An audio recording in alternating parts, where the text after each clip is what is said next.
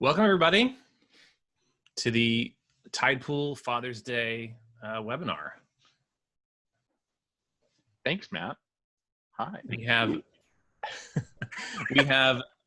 we have a number of we have a couple of folks from Tidepool, and we have an outside guest. I'm going to ask you guys to introduce yourselves. So let's just go around the room, starting with you, Manny.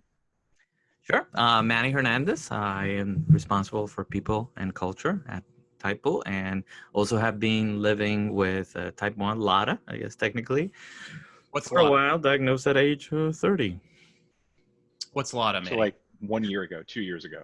Yes, exactly. LADA, latent autoimmune diabetes in adults, otherwise known as type 1 when you least expected it. I see. All right, Howard. Hi, everyone. I'm Howard Look. I'm the founder and CEO of Tidepool. More importantly, today I'm here as a dad. Dad to 3 kids, actually. Ethan, Brian, and Katie. And Brian and Katie are twins. They're 20 years old. And my daughter Katie has type 1. She was diagnosed in 2011. And George. Yes, my name is George Simmons. I am also I'm a type 1 for 30 years this year. And I'm also a dad of 2 kids, thankfully, that don't have diabetes. And you may have known me from back in the day and blogging, and as Ninjabetic was my handle. Still kind of around, but not nearly as active I used to be. So excited to be here. Great to have you, George. And my name is Matt Lumpkin. I'm a product designer at Tidepool. I'm a dad of 3, a 14-year-old, 10-year-old, and my 4-year-old Hazel was diagnosed with type 1 about when she's about 1.5, so about 3 years ago. And yeah, so we have a couple of us who are diabetes dads, a couple of us who are dads who live with diabetes. And we're just going to talk a little bit about our experience, but one of the things we definitely want to highlight is that we want to hear your questions. So as you come in, but also like your comments and your responses to some of these questions as well, because we're our own little sample of diabetes experience here, but we know that there's a lot of different experiences that people have coming at this from different ages of diagnosis, different racial and cultural backgrounds, and so we're trying to share a little bit of our experience, and we want to hear some of yours as well. So questions, comments are welcome. Those will come in. You can submit those in the Q&A, and then I can see them here. So we have some other team members here that may answer some of them, but we'll try to work them into the conversation too. So feel free to drop those in. But before we go any further, I'd just love to hear realizing that there's sort of a split between the experience of living with type 1 yourself and of like living with it in your family as a caregiver.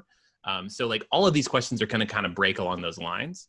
But I'd love to hear from you all, like how has the age of your diagnosis, how would you say that has impacted the way that you interact with the disease, the way that you parent? Want to jump in, Howard? Sure. Well, so this is really about my daughter. She was diagnosed when she was 11. So I think, in contrast to say your experience, Matt, with a toddler, Katie very much remembers a time when she didn't have it, although now she's 20 and it has been a significant part of her life. So she was diagnosed basically exactly as middle school was starting, like literally 2 or 3 days after school, 6th grade started. So that was a pretty traumatic experience, obviously. Middle school is hard to begin with. Being a teenager, being an adolescent is hard to begin with. And then this whole new thing gets thrown at you. So, as a parent, obviously our big challenge was, how do we be as supportive as we can be? How do we help her still be a normal teenager and a normal middle schooler while still acknowledging, wow, there's this crazy new chronic disease that she has to deal with and we have to deal with. So she was pretty great because she kind of dove in and learned everything she can learn, and she was pretty self-managing right from the very beginning. But it was still a pretty challenging transition because it was this big new scary thing on top of an already challenging time in life. Yeah, that intersection between like the developmental stage, like the inherent challenges of that, and this new dimension that you have to deal with. I'm really curious to hear from you, George. I think in our previous conversations you were diagnosed earlier than Manny was. Were you still? How old were you? I was 17, actually. It was just about a month into my senior year in high school. And and it was, I mean, I knew nothing about type 1. I have a lot of family members that are type 2, but no one in our entire family is type 1. So I was completely clueless how different it was. And starting my senior year in high school, it's kind of the same thing like Howard was talking about. I mean, I remember growing up, just not having diabetes and in high school was tough, but in my senior year, I'm really thinking about my future, about, college. And actually I was signed up to go into the Air Force. That was my plan. And then when I had type 1, or when I was diagnosed, I found out about a week afterwards that the military doesn't take people with diabetes. And so there went my whole plan, right? So, which I laugh about now, but man, it was really traumatic and hard. But, I think one of the things as far as my parenting and my diabetes kind of what that sort of changed for me or sort of shaped me as being a dad is really being really open with my kids. Also, I lost my father when I was 18. So a year after I was diagnosed. Oh, goodness. Oh no. So yeah, it was like 1-2 punch, right? And so one of the things that I've looked back on my parenting and I've noticed is that I've really used every opportunity to like share every nugget of wisdom, everything I know. I really, because you just never know, right? So I love being really open and upfront with my kids, especially about my diabetes. So they've known all about it, understood taking shots and all that good stuff.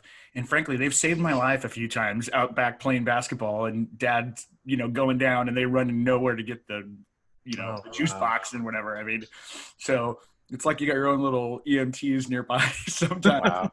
But in all honesty, I mean, they have been great because of that. They're super informed and educated. And it's just something that as a parent, my wife and I both just left it all open for them and, ask the questions and we answer them. And yeah, so. As a dad of a very young kid with type 1, my wife and I think a lot and talk about like the coming teen years, the challenge that Howard described, that stage of like shifting into adolescence. And then like, it's pretty well documented in the literature, in the clinical literature, like 17 tends to be an age, 16, 17 tends to be an age where a lot of kids are, that developmental task is individuating from the family, getting independent, building this new peer group. I'm really curious if like your diagnosis landing at that point, was there any sort of wrestling with like whether to take this seriously or not, or like rebelling against it? Yeah. I mean, I think what was really, it wasn't so much a rebellion because it wasn't like the responsibility shifted from parent to me. It's just started off onto me. Like my mom was really kind of in the background. Yep. And so there wasn't really that kind of rebellion, but it definitely, 17 is trying to figure myself out so there was a lot of just going through the motions, not wanting to check my blood sugar, not wanting to tell people I had diabetes because I didn't want to be different. I mean, that's the last thing you want, in that way. And so that was hard. And especially because I knew no one with type 1. I mean, for years I went without knowing anyone with type 1 diabetes. So I really felt completely lost when I would go to education, like these education classes and these things at the hospital. It was all people with, gray hair like I've got now, like it's all these adults with type 2. And I'm sitting there going, this, and they would say, George, this doesn't apply to you, well, what am I doing here? It just really, really hard. Like thankfully finding people online and with so many. When did that happen? How did that happen? How did you find that support? So, so this was it was a long time afterwards. It was 2006 or 2005. I had my very first bout with DKA, with ketoacidosis, and ended up in the hospital. I had no idea what was happening to me because, again, just a poor education. And afterwards, I was like, okay, I need to take care of myself, for my kids, for my wife, for myself. And So at the time is when podcasts kind of started coming around. And so I started digging around looking, I'm like, I wonder if there's a diabetes podcast. I found some movie ones and other video games, other stuff I liked, and I found a type 1 called Diabetic Feed. And this person, her name was Christelle, was on it, and she hosted it, and she was a type 1. And I thought, whoa, you're kidding me. Like there's someone doing this. Not alone. And she had someone you guys, I'm sure you know, Carrie Marone at the time, Carrie Marone, now Carrie Sparling. She was on it, and she talked about this blog that she had. So I thought, I've heard about blogs, don't know anything about them. So I started reading her blog. Then I started looking at the comments, and the comments were from people with type 1. And there was a bunch of them, and they all had blogs. So then I started reading their blogs. And then I thought, you know what? I need to lend my voice to this, because I've spent most of my life feeling completely alone since diagnosis. And I don't want anyone else to feel like that, because I was instantly empowered. It just felt like, I'm going to be all right, man. Like I got people I can reach out to that totally get everything that I'm talking about, and that's where Ninjabetics started. And some of my greatest friends in the world are from that community that I found.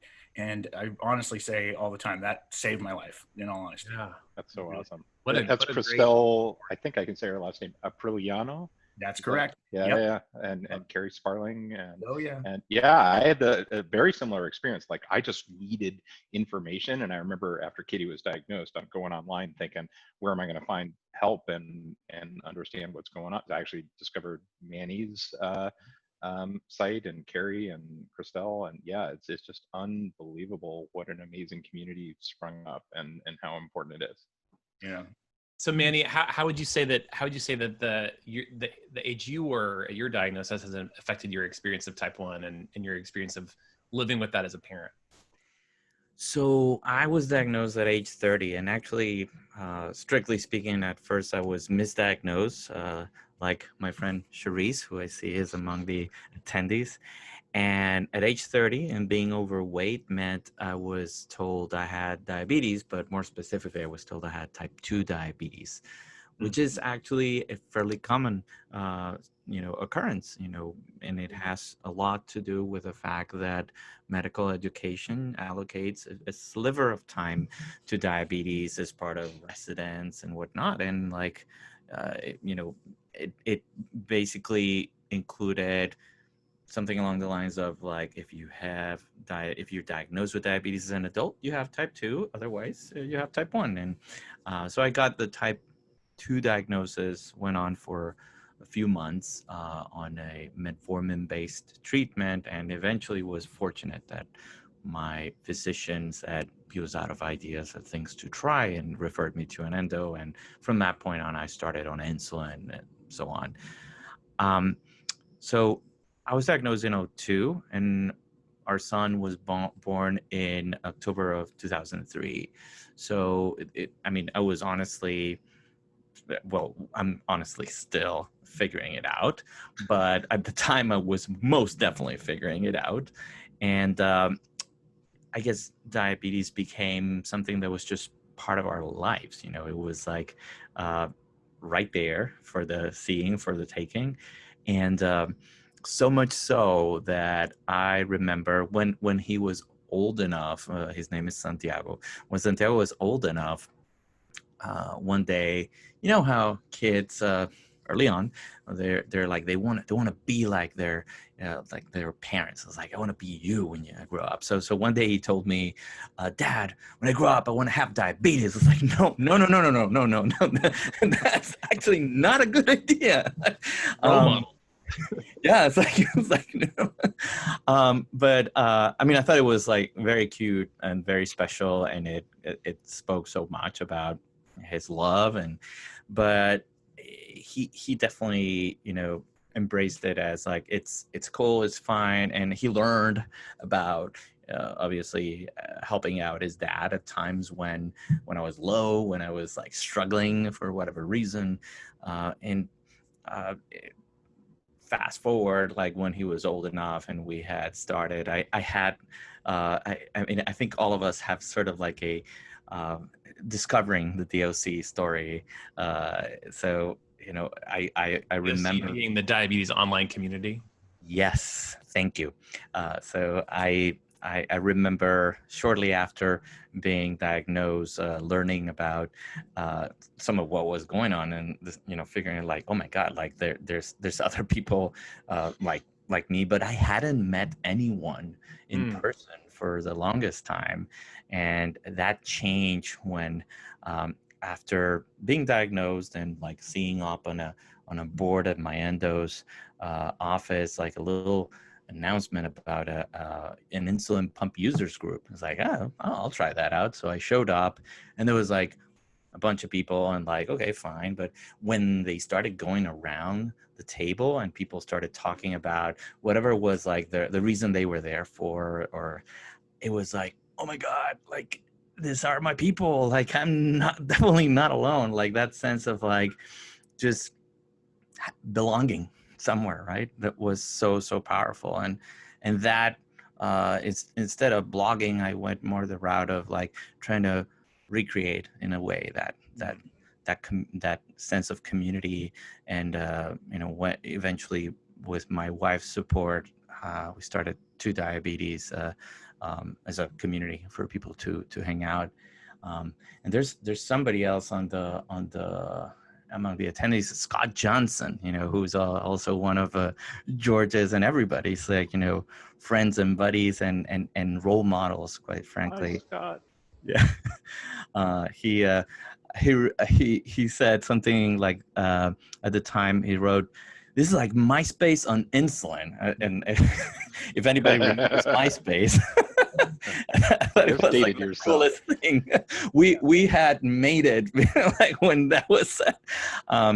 But I think in general, like the biggest thing that life with diabetes has taught me, that I'm trying to teach my son, is and it is particularly relevant in today's times, is to take things one day at a time, right? Like, I growing up and training as an engineer, like I was very much sorry, alarms going off. I was very much a perfectionist. And that's a perfect recipe for a lot of frustration when you live with diabetes, because you're going to get it wrong a lot of times. And you just got to, learn and move on and start again the next day or the next time. And these are very difficult times, I think, for everyone. And like I've found myself sharing that with my son and telling him like, there might be crappy days. There might be days that you feel like it's tough and you don't feel like there's hope or there's tomorrow, but there's always tomorrow and you can try again. So I would say that's one of the things that I've tried to pass on to him. I'd love to take that same concept and extend it to the rest of the panel. Like how would you say that the experience of living with diabetes in your family like has impacted your parenting as a father, either in terms of lessons that you could generalize, like Manny's example, or even just things that you yourself have learned through this practice of living with this disease that you would want to teach your kids, or you've tried to teach your kids? Well, I've got one. Sorry, go, Matt. No, Matt, go for it. Go for it. So, one of the things that we,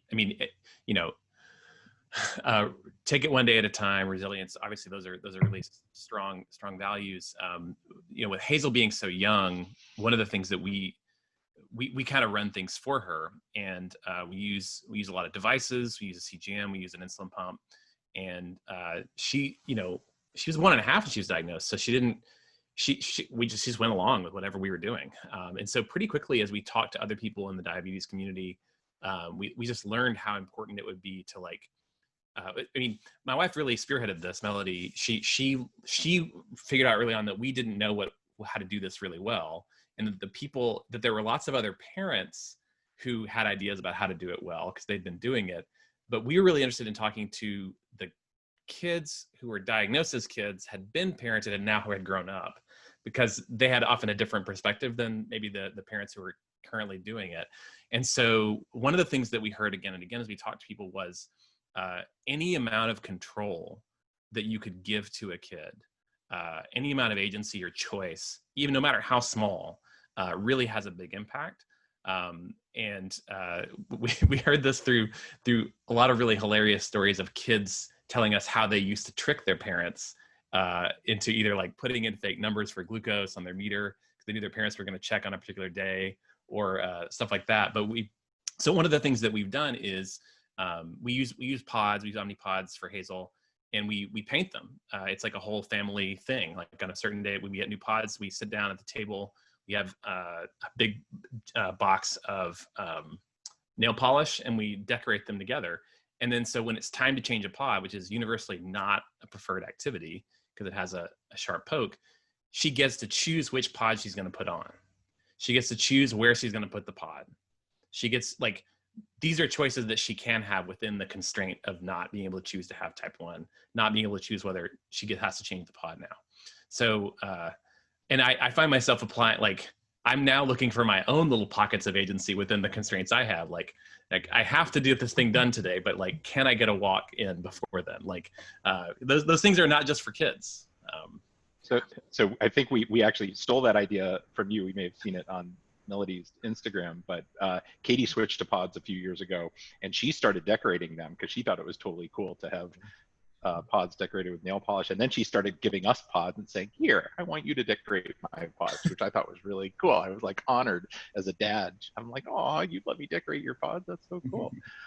But piling on what you said, Matt, one of the things we did, we went to this family camp with some other families, and I remember we had a session with a couple of 20-somethings that were living with type 1, and it was the 20-somethings living with type 1 and a bunch of parents of kids with type 1, and our kids were all younger, and they basically shared their experience and said, hey, we want to tell you what it's like being parented as a kid with type 1 and kind of give you some do's and don'ts. Yeah. And it was a really impactful session for me. Like, there were definitely a lot of things we were doing, and I didn't realize how it would have that effect of removing that agency that you talked about. And one thing that stuck with me is I remember Sarah, who was one of the young women who was sharing her experience. She said, don't ever say, I hope your blood sugar is high, or I hope your blood sugar is low, because you're being really,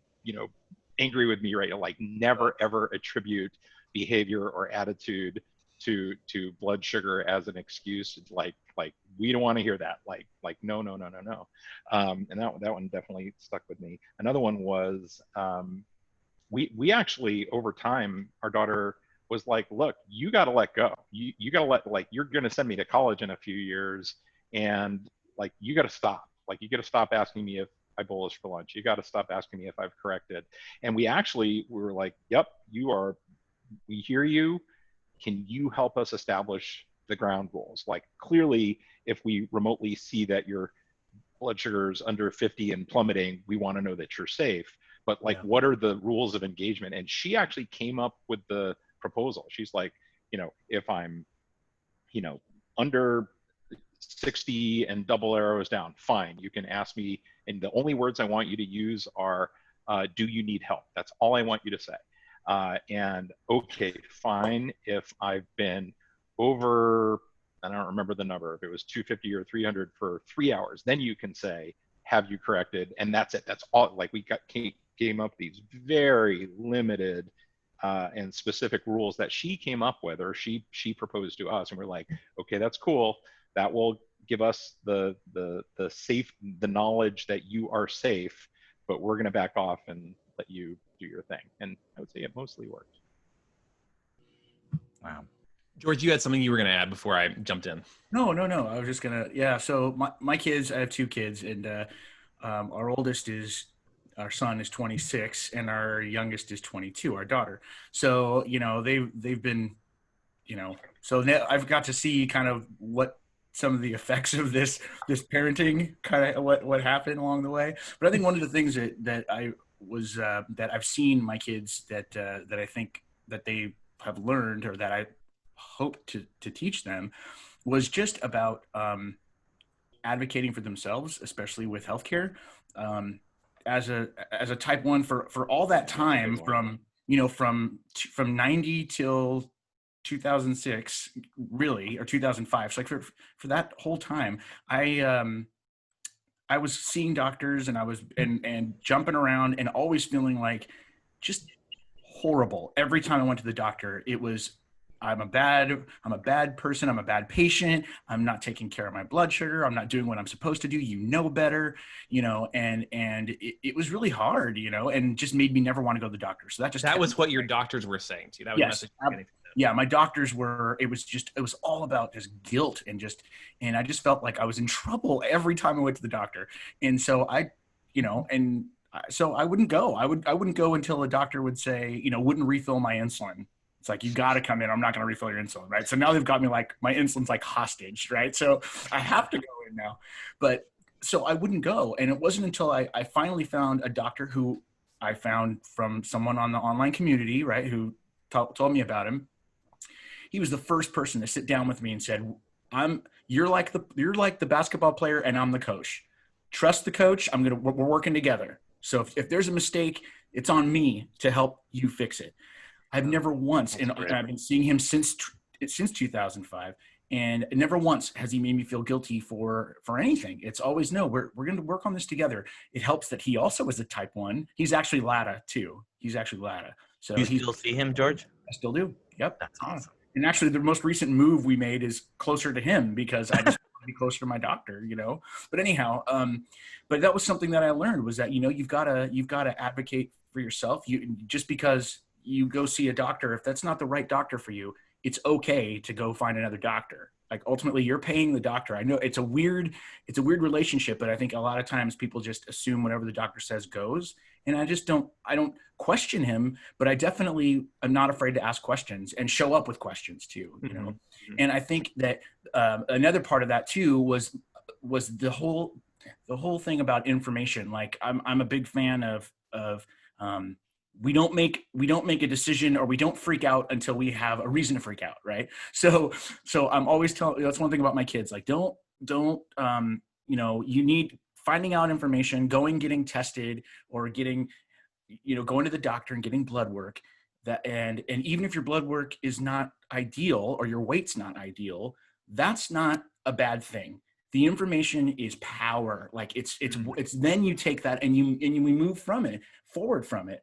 I mean, so often, like the blood sugar test, in those little 5 seconds, it's like, okay, am I going to have a good day, or am I going to have a bad day?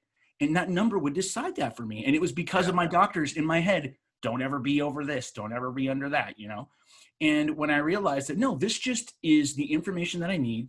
It's the point on the map of where we are. You are here, and then you can make a decision from that. And my kids are both like that. I mean, they're just they don't just make a snap judgment. They don't judge themselves that way.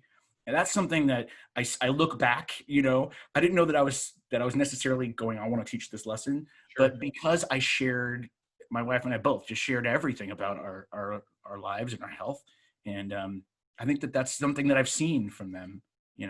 And also, just a real quick one, when my daughter was, she was in elementary school still.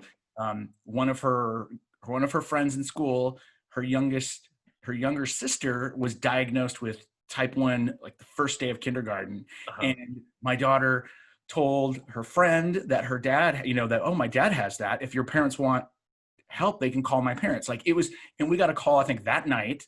And we already kind of knew them, from school, but we became real close and helped them, help give them some advice about getting on a pump and different things. And it's just because my daughter she knew about it, and it was like, no big deal. Hey, my dad has that, you need help, call my dad. He's an open book. So, yeah. Yeah. Those are so good. To pile on real quick to what George was saying. So our daughter, she's 20 now, going on 21. And so she transitioned from pediatric care to adult care. And one of the things that she did actually on her own, we joke about adulting, like there's all these things that she needs to do now that she is actually an adult. One was she found herself a new doctor. Like, she met someone at summer diabetes camp and was like, he is awesome. He gets me. And the thing she says is, what I love about him is, it's not about the numbers. It's about how am I doing? And he has this basic philosophy that we got to get the foundation right. Like, how are you? Like, how's things going in life? And then we'll worry about insulin to carb ratios and et cetera. And so that was one big thing. The other is back to the agency part. Like, one of the hardest things that we find as adults, but also our daughter finds, is just like dealing with all the crap of getting prescription filled and prior auth and being on hold with insurance companies. And that's an area where we basically said, look, it's up to you. Like, if you want to sit on hold with Blue Shield of California and sort this out so that you can learn what that's all about, great. And she actually decided to do that for a while. And then after like 2 or 3 bad experiences, she was like, this is one where if you could help me make sure my pods get refilled or make sure my insulin gets, actually she's managing the insulin though. So we gave her the option. We said, you decide how much adulting you want to do. We're here for you if you want us. If you want to handle the whole thing, that's great. If you want us to help with parts of it, we're here for you too. Awesome. That's great. Yeah, I so much, George, of what you shared, I resonate with both. I mean, diabetes and non-diabetes, like that lesson had to learn this as an adult, that just because you're with a doctor or they're the doctor you got referred to doesn't mean that that's the right doctor for you, or that you have to keep seeing them. You can be fired by a doctor, and you can also fire a doctor. Those are things you can do. And the other piece is just about gathering about data points, that any one data point is not a failure. I think it's just so critical in this thing that is a practice, right? I like to talk to people about, when I explain what type 1 is, say it's a practice that you engage in. And it's no surprise to me that the coach that helped you with your practice is one who also was engaged in the practice. And had some experience that came from that. But yeah, and then finally the piece that you shared about that two-way benefit that comes from actually being in a position to help somebody else. My wife does this a lot more than I do, but on the times when I've been able to connect with people who are newly diagnosed and provide some emotional support, some understanding, some awareness of the landscape of what the options are and what they're in for, I get from them like this sense of like, oh, I don't want to bother you. I hate to put you out like this. And I'm like, no, you need to understand this is good for me too. Like, this is a very specific experience we've gone through, especially when I meet dads, specifically dads of young kids who are newly diagnosed. That's a very particular experience. And it is rewarding to me to be able to have an opportunity to share and to like say, yeah, this is really hard right now. And it's going to be hard for a while. And here's what my experience has been of it getting better over time. Like, it's so rewarding to me to be able to do that. And just, it's part of this broader community aspect that you guys have all described really well, that I think I'm the last to come into of all of us. I'm only 3 years into this community. But I have found it to be really, the key determining factor is in feeling like there's hope, is connecting to other people who you can see them also exhibiting hope and thriving. And I think the key determining factor in the stories I've heard where people get really discouraged and get really stuck is if they don't have any vision of that. Yeah. So bringing that back to parenting, I love all these lessons, right? Of one day at a time, of we're here to support your adulting to the degree to which you can adult. That sounds like a really good, like, transitional phase. To the degree that you want to adult, it's not our judgment, it's your decision. Yeah, I love that you're there as the backstop in case, Right. whatever she needs, but then she can sort of take it on. Again, like I relish these conversations because, again, I'm just at the beginning of this journey, and my daughter's there's 4 or 5 steps she's got to step through to get there. But I'm really curious from the rest of you all, like, how do you navigate that balance of providing enough support for your kids, but also leaving room for them to grow and to adapt. We see it right now with our 5-year-old, in that, like, and I would say as well with our teenager, like we recently had an event where my wife had a head injury. She was bored, fall on her head, and we ended up having to go to the hospital. But we didn't really have a plan for who was going to watch Hazel, the youngest with type 1. And it actually meant we probably should have gone to the hospital that one night, but we waited because we didn't really have a plan. We didn't have anybody who could step up and do it. We have a 14-year-old in the house, but she had really, she had not taken on, like she had not been practicing watching her type 1 daughter. And so she was, and we hadn't pushed her to, right? Because we didn't want to push it onto her like earlier than she was ready for it. But that night we realized, oh, wow, like this is a real problem. Like we actually need to address this. So the very next day, I actually sat down with the 14-year-old, like walked her through, was like, here's the bare minimum you need to do. Here's the numbers you need to watch. She was stressed about it. It was tough for her. Like she had avoided it, not because she was lazy, but because she knows the stakes. But she was able to do it. She stepped up and was able to watch her sister for 4 hours with a neighbor on a group text with her and with me and another friend, a mom of another type 1, who was watching our Night Scout instance with the real-time CGM data. So with that broader set of people, we were able to get my wife the care that she needed. But it was a challenge to negotiate, like, because we had to push one kid a little bit harder than she wanted to be pushed. How do you guys navigate that? I have something that, I mean, your story reminded me of, and also some of the comments by George and Howard. Early on, I think it was pretty much almost as soon as I got diagnosed, like we learned about TrialNet, right? So I don't want to assume everyone on the chat knows what it is, but essentially it's a series of trials that are, I think something has changed in regards to the number of them that are running these days, but a series of trials that are underway to study the children of or the relatives of people with type 1 to try and learn more about the disease and better understand it, so we can develop more science and hopefully prevent or vaccine or anticipate its onset. So basically here the story was like, okay, this is a tremendously empowering thing that you can do because you get this lemon type 1. So here's one thing you can do, but you're not actually doing it. You just it's like, hey kiddo, like, so here we have an opportunity and it means you're gonna have to get some blood drawn. How is that? So early on, he didn't have too much of a choice. Like we kind of like, let's sign you up. Eventually, he was like, no, I don't like. Okay, so we did the incentive, right? Like, I don't like.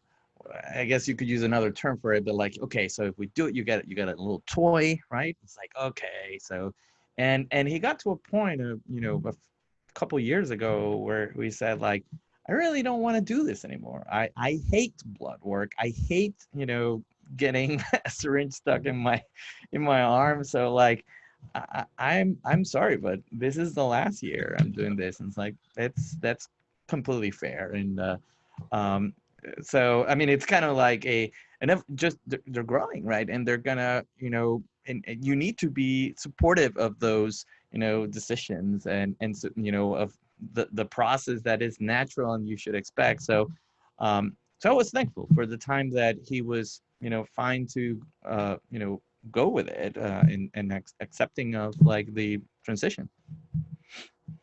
We had a similar forcing function problem with TrialNet with our 2 older daughters. And I will also say that my wife fairly regularly will take a blood glucose reading from them anytime there's any sign of any possible hint of type 1 that they've come to tolerate. But we for Hazel, for her, another way we try to sweeten the deal if she has to do a pod change. Although lately she asked for the pod fairy to do the pod changes. The pod fairy comes in the night while you're asleep, and changes the pods. You don't feel or remember the pod change. But if if she knocks one off, or if it has to happen during the day, we have a box full of toys, and they think like a bunch of, my wife finds these bags of surplus toys on eBay of like McDonald's Happy Meal toys and stuff like that. Or lately, the stuff she's preferred most has been like random things my friends have given me when they moved, like just like any new item. So that she goes and browses the Brave box whenever she has to do something brave. And she now, like, she's kind of aware of what's in the Brave box, if there's anything good in there. So she'd be like, I don't know if I want the pod fairy to come done. I think maybe I can be awake for this.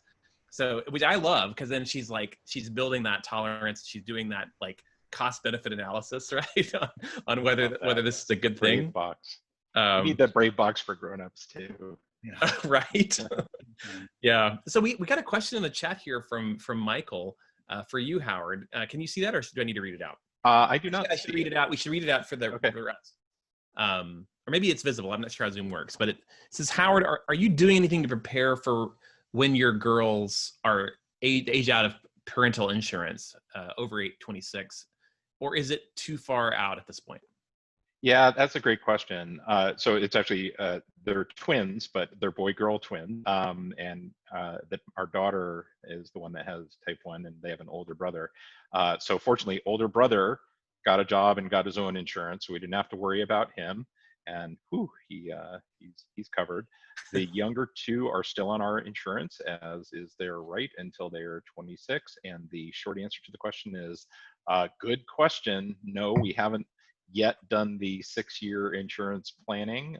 So I'm hopeful that when they exit college, they'll either find a job, or that has them covered, or some other healthcare plan will be available to them. So it's a good question, and unfortunately, we don't have a good answer yet. I will say, like, just knowing that at least in the current state that they can't be excluded from a plan based on their pre-existing condition is a huge deal. It is a big deal, and something I feel very strongly about. Yeah, we got another question, or it looks more like a comment. How do we obtain the services of the Pod Fairy? Kyle asks. Sign me up. No, but seriously, well done. Love it. Yeah, it works a lot like the Tooth Fairy. Somebody's got to stay up. I mean, literally last night we were watching our reruns of The West Wing, and we had to pause it because my wife, it was her turn to go up, and we were waiting for Hazel to fall asleep so that the Pod Fairy could come. So it can kind of drag out the evening a little bit. Have you ever forgotten? No, we have a number of alarms and alerts that would annoy us. We're using DIY Loop, and we have been for about 3 years. And so yeah, there's an iPad with Night Scout to the right of the TV in the living room, so you can't actually ever not totally pay attention. That is one I will say though, that like one of the things that we've had to really struggle with in the balancing of, I mean, I have a friend who just had his first child, and his wife's pregnant with their next. And one of the things that I've had kids for 14 years, so I like to like offer unsolicited advice to my friends who are entering this guild of suffering and joy. But one of them is, I say, like, congratulations, your life is no longer about optimizing for your personal happiness. You're now optimizing for the team. And it's really freeing, because it's much easier actually to figure out what would be a good compromise for all of us than just what would I like to do. And so, but in doing that with type 1, early on, as we were learning the practice, we really gravitated towards as many tools as we could get, as many visualizations as we could get.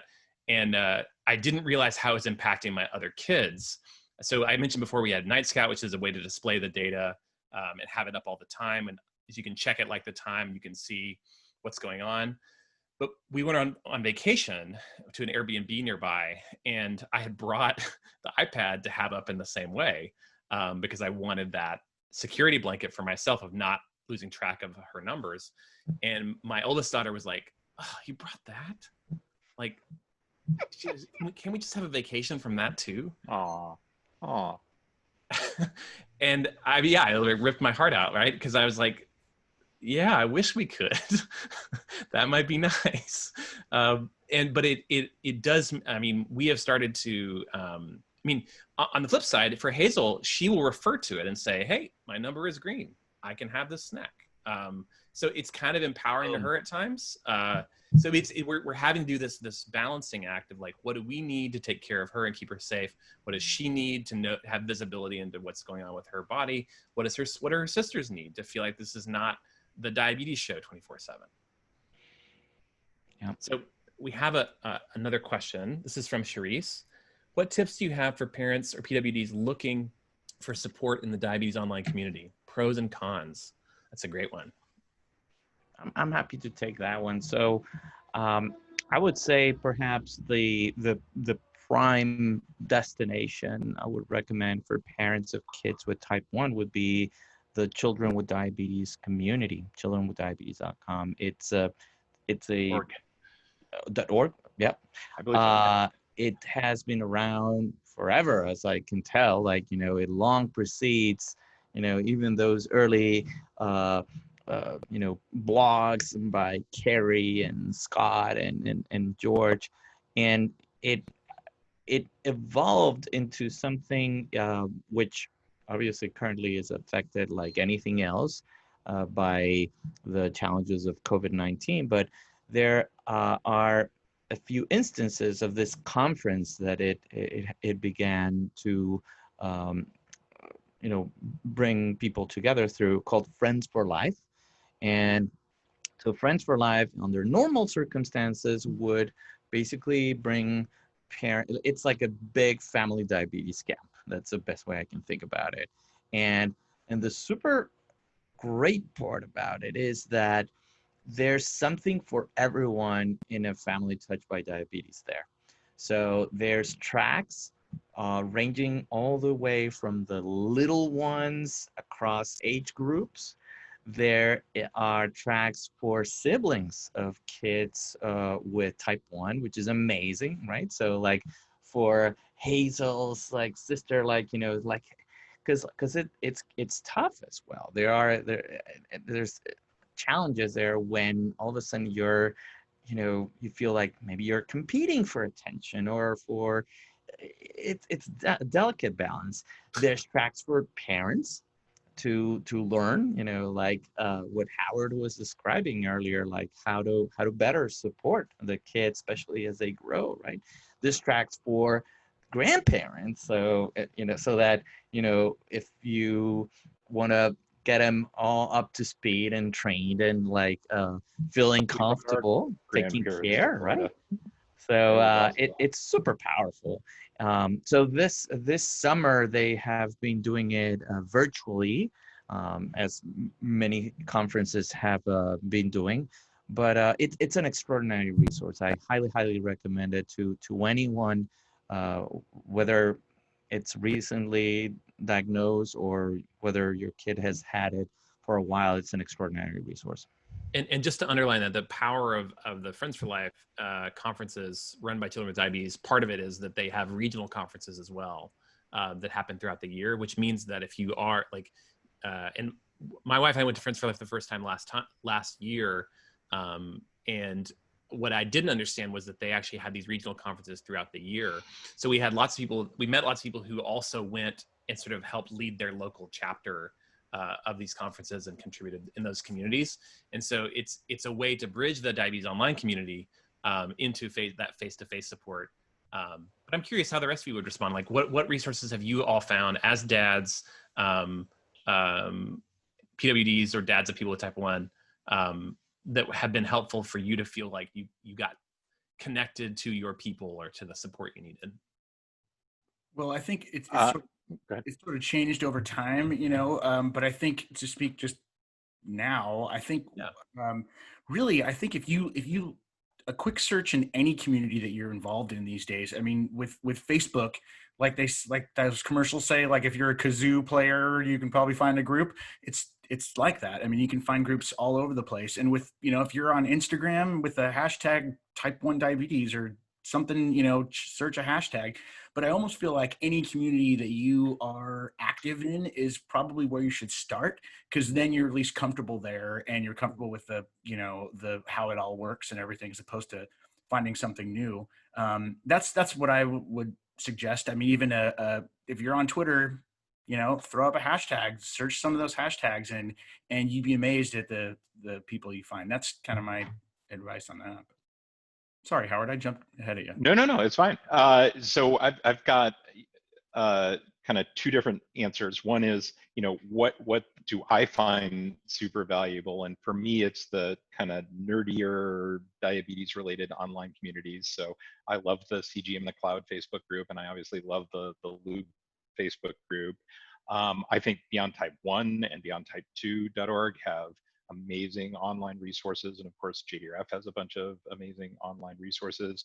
But I would say for our family, the thing that has made the biggest difference and has over the years is the local organization. So where we are, and this is a little sad because again, due to COVID, they had to close up, but we had a local organization called Carb DM. But the general concept of find whoever your local group is, Carb DM has an online mailing list that's predominantly San Francisco Bay Area diabetes community called Brave Buddies, and I'm sure every area must have something similar to that. The other big thing for us was getting connected with DYF, Diabetes Youth Families. They in Northern California run, or Northern Central California run probably the biggest diabetes camps, and both the family camps that they run and the summer camps for kids and teens that they run, those have been absolutely transformational for our family. Both my daughter attending as a camper, but eventually she became a counselor, and she has met some of her, speaking of friends for life, she has met some of her best friends as part of that experience. So I would definitely encourage folks to look for your local organizations and support them and get connected with folks as much as you can.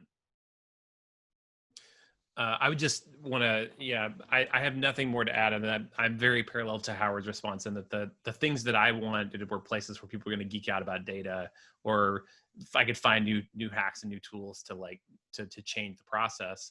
The things that I have found, I mean, we've connected with the right early on with the JDRF Summit, which is like a JDRF local chapter meeting that happens annually where we live, and they have those all around the country, as I understand. But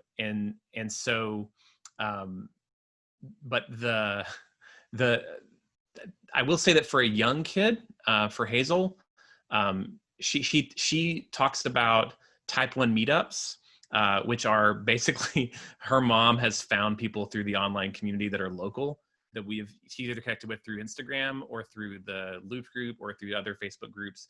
And then they'll sort of make a plan to get together. And there's really something powerful for Hazel in that this is the only time when she gets to be, I mean, she wouldn't say it this way, but I think for her, it's like this aspect of her life, which is very public and very on display with these devices she wears and every time that she eats, it gets to be normal at a type 1 meetup.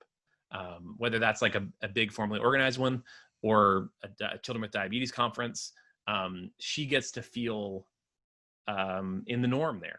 That this is not just a thing that she's carrying alone.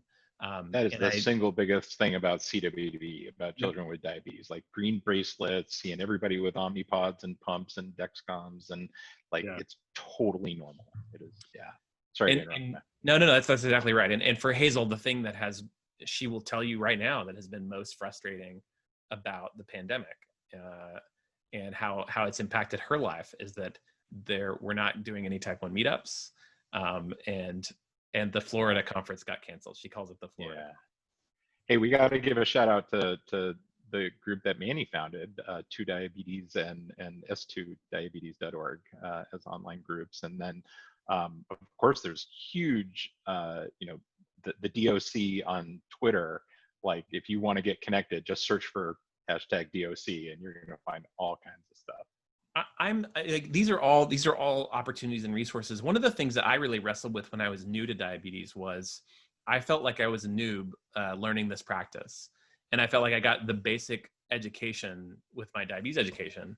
But then I felt like there was so much more that people knew that I didn't know and that I needed to learn and catch up. And a lot of that did happen through Facebook groups, through other online avenues. But when you're new, you don't really have the critical faculties to know what's good advice and what's not so great advice. So how would you guys recommend people that are newly diagnosed or newly coming into this community, like, to navigate that? You're muted, Manny. Yeah, I was muted because I had a little siren going by.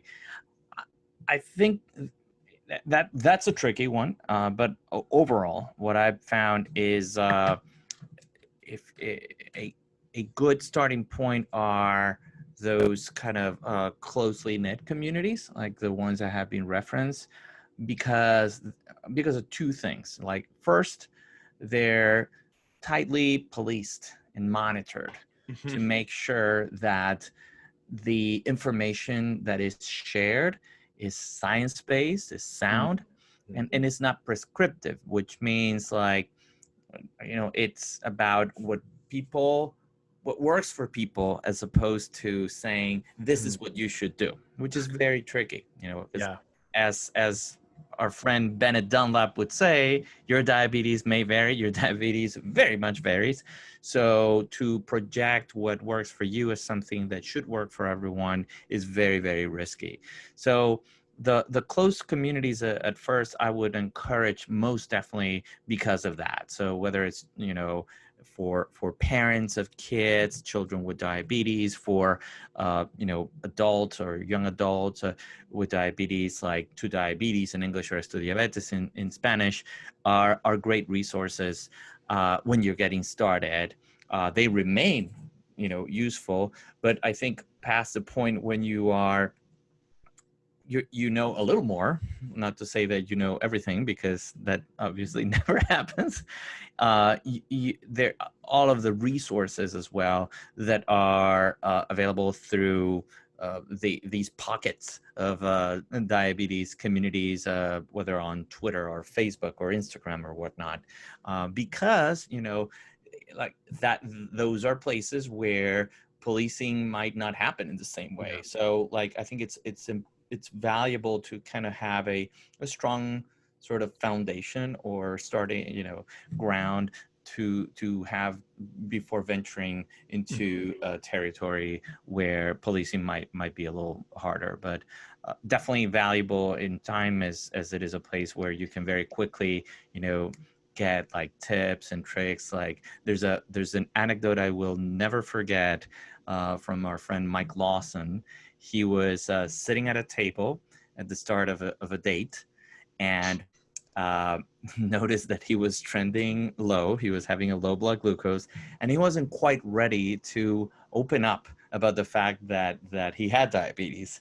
And certainly he didn't want to, have the first date go down like, great, like this guy almost passes out on me.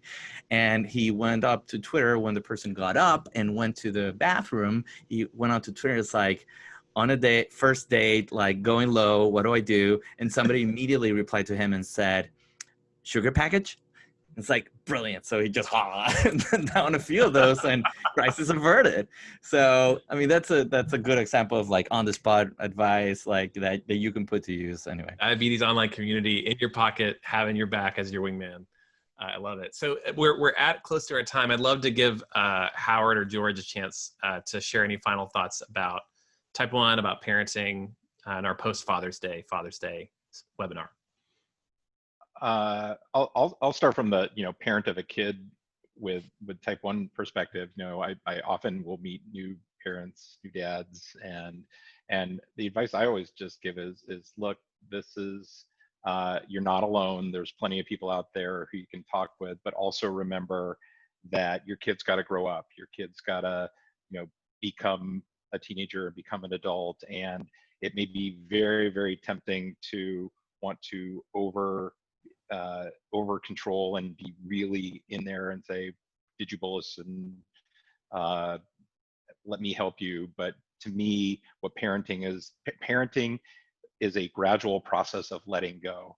And the sooner you can become comfortable with letting go and letting your kid grow up and letting them manage, I think the better off it ends up being for everybody. That's probably my final thought. Yeah, I'd say,